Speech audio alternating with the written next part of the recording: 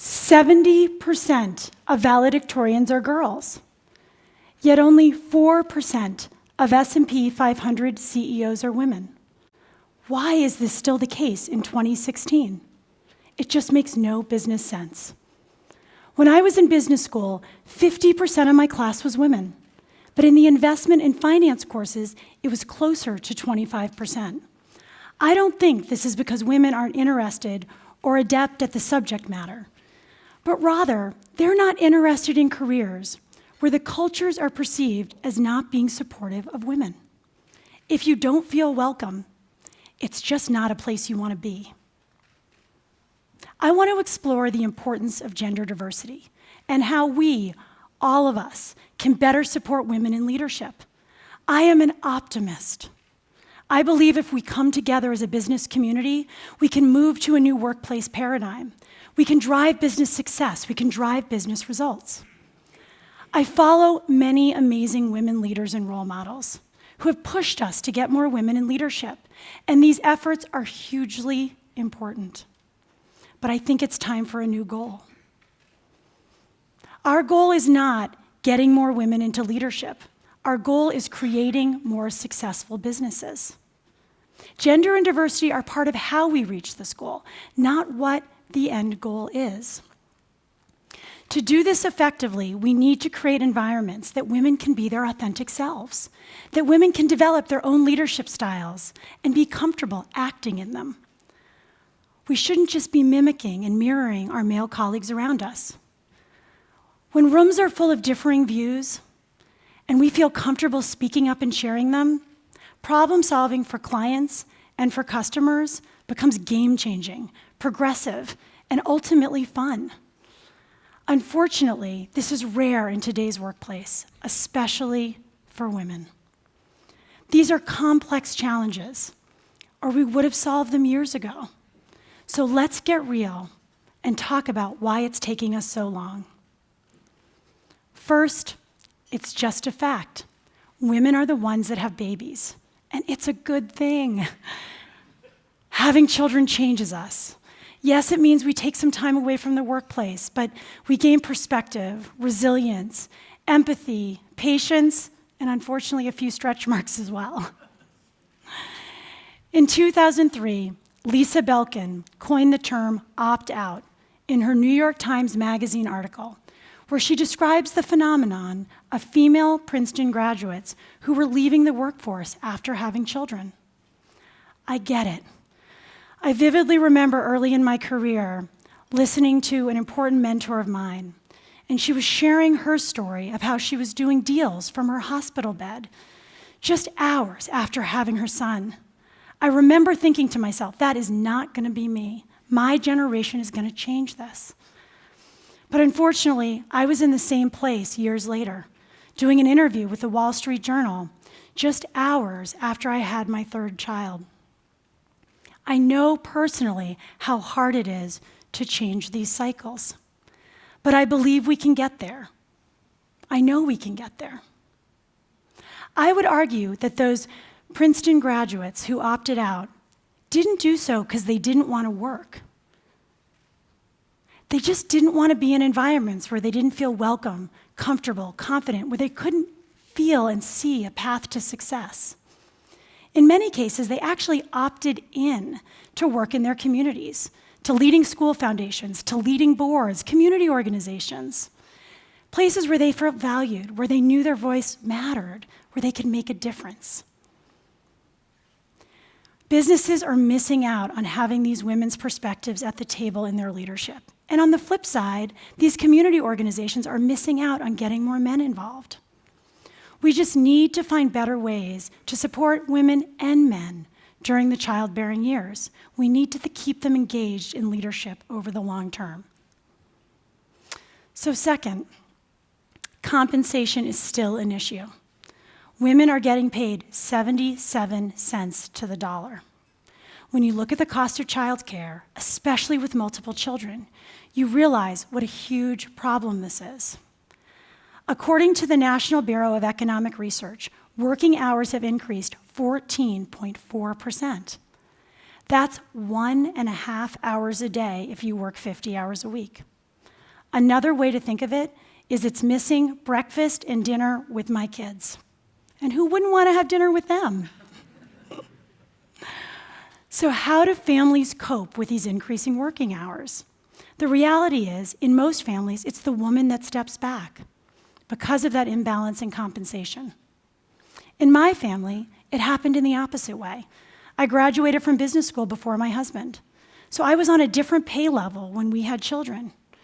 It made it easier for him to step back and take a more flexible role, and for me to stay fully engaged in my career.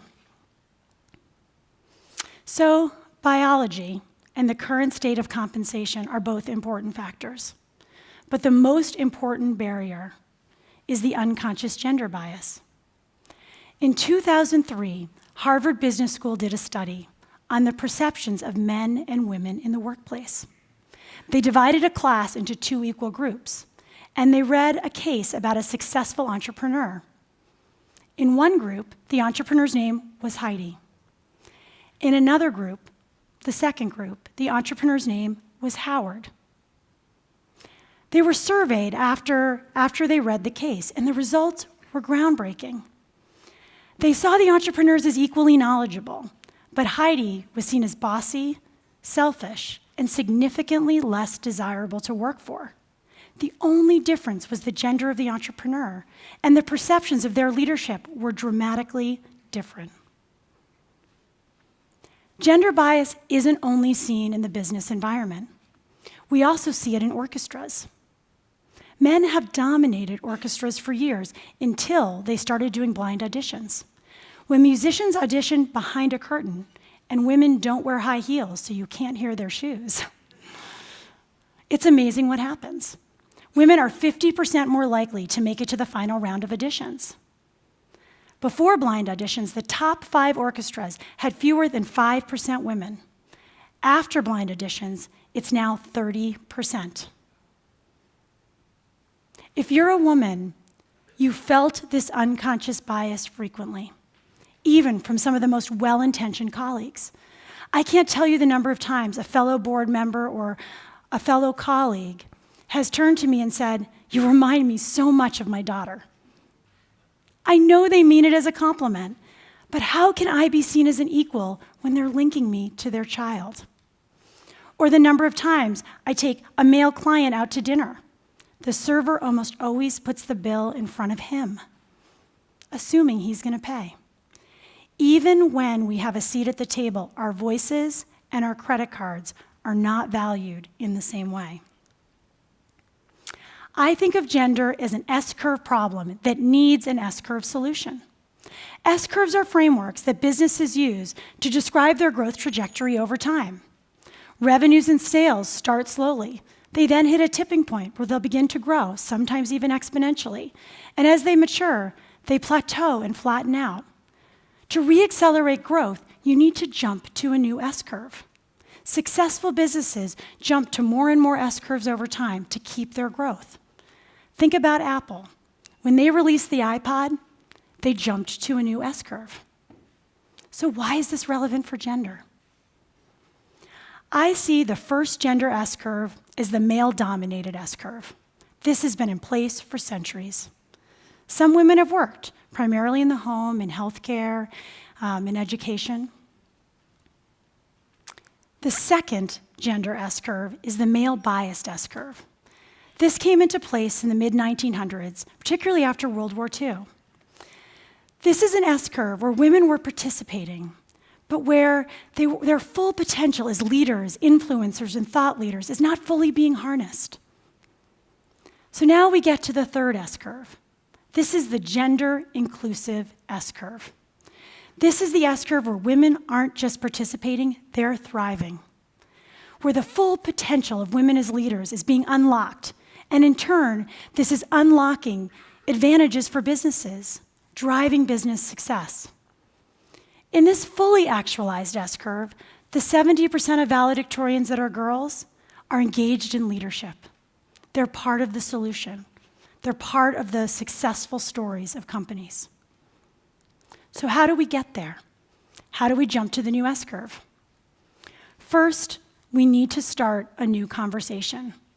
We all need to seek out different perspectives and include them in our decision-making, in our teams, and our leadership. It's not just women that need to lean in. It's men that need to reach across the table and pull us in further. I am so lucky to have an incredible group of male role models and mentors in my career. They've changed my career trajectory. One of the first people I worked for was a man who didn't just mentor me, he truly sponsored me. He sought out projects that were a good fit for my skill set. He opened doors to expose me to senior leadership. When I stumbled, he was there to support me. He encouraged me to apply to business school, and he volunteered to write my recommendation. He even showed it to me to inspire me and encourage me to do more in my career. And my current CEO is another example. He continually seeks my perspective, and not just when we're sitting one-on-one, but when we're sitting in our boardroom or around a leadership table. He asks what I think. And it not only empowers me, but it shows everyone around us that he's seeking diverse perspectives. We can't forget to ask. It's so hard to speak up when you're in the minority. We can all be part of this solution. Each one of us can commit to seeking different perspectives wherever we sit. Have them be part of our thinking and be part of our decision-making. So second, we need to take a longer-term view. I know from being an investor that if we just look at short-term data or we just analyze short-term expectations, we miss out on some of the best long-term investment opportunities. The same holds true when we're investing in our workplace. Look at maternity and paternity leave. If you look at it over the short term, it's so difficult to justify the cost of extending parental leave. The cost feels significant. But once you extend the time horizon, you have a whole different perspective. Over the course of someone's career, if they have 2 children and they take 6 months off with each child, it's 2 to 3% of their career. Wouldn't you want 97 to 98% of a great team player who's bringing a diverse perspective to leadership and opening doors for more future diverse leaders? I know I want her on my team. Look at Google. When Google increased their maternity leave policy, the rate that new mothers were quitting dropped by 50%. When we look at the companies that have the most progressive maternity and paternity leave policies, they are a hit list of companies that are high growth and big impact. Companies like Google, like Amazon, like Facebook, like Netflix, Etsy, Bloomberg, DLA Piper. These are companies that great leaders want to be a part of. And they're not doing this to be nice. They're doing this to engage the women in their workforce, to keep them engaged so they'll be part of leadership teams over the long run, to be driving business success. We are competing to keep women in the workplace during their childbearing years. I often get the question, can women have it all? And my answer is yes, but not all at the same time. We need to extend our time horizon. There are certain periods we can lean more into our careers, others when we need to be nurturing our families or engaged in our philanthropy and charity work or other personal interests and hobbies, health and wellness, travel, learning new languages. We can have it all, but we need to extend our time horizon. We also need to shift from thinking about careers as a career ladder. You don't just move forward or move backwards. There are many paths to long-term success. We need to nurture them and realize that we need flexibility in them. Some of the best examples are colleagues I've had the honor of working with who have served in the military. Think about the perspective that they gain, the leadership, the community, the values, the resilience. When they come back to the companies we're working at, they bring so much with them that adds perspective to our leadership teams and helps drive business success. Those are the perspectives that we all want to be a part of. Creating flexibility during the childbearing years is essential to long-term success in business, and we need to extend our time horizon to do this. So third, we need to embrace the awkward moments. They're real. This is hard. We are going to move backwards before we move forwards. It's just like the S-curve framework. You take a step back before you propel yourself forward. They show themselves in so many different ways, like how do you greet a woman professionally? Do you shake her hand? Do you give her a kiss on the cheek? Do you know where the ladies' room is in your office so you can direct visiting women? These awkward moments often show up when the unconscious bias becomes conscious. For example, if I get connected to a professional contact via email, we'll email a number of times. When he then calls me and I say hello, and his response is Dune Thorne there? And my response is, this is Dune. There's always an awkward silence. We both know when he heard a female voice, he thought I was Dune's assistant, not the male leader that he was expecting. We need to embrace these awkward moments, to talk about them, to learn from them, and to know they're going to propel us forward. It means that we're on the right path. It is going to take all of us to get there. It's going to take all of us to make a difference. But we can. It's possible. Encourage your employers to look at HR policies.